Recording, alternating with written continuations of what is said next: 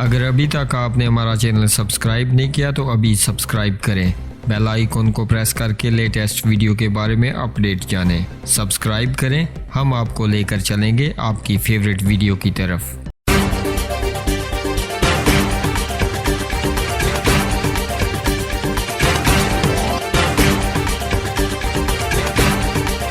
बिस्मिल्लाहिर्रहमानिर्रहीम। अस्सलाम वालेकुम नाज़रीन। इस्लामगढ़ बम धमाके में मुलव्वस मुलज़म को 10 बार सजाए मौत का फैसला।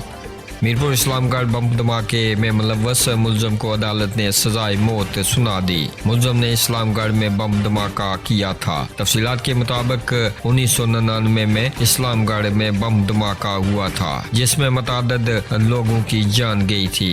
धमाके का मुलज़म मोहम्मद शबीर वल्द नेतिया खान कौम कश्मीरी को पुलिस ने गिरफ्तार कर लिया था। मुलज़म का केस अदालतों में ज़ेर कार रहा है। जुर्म साबित होने पर अदालत की तरफ से मुलज़म को 10 बार सजाए मौत का फैसला सुना दिया गया। नाज़रीन, आप भी अपनी राय का इजहार इस खबर के हवाले से नीचे कमेंट बॉक्स में जरूर कीजिएगा और मजीद खबरों और अपडेट्स के लिए हमारे चैनल को सब्सक्राइब कीजिएगा। हमें दीजिएगा इजाज़त अगली वीडियो तक के लिए। अल्लाह हाफिज़।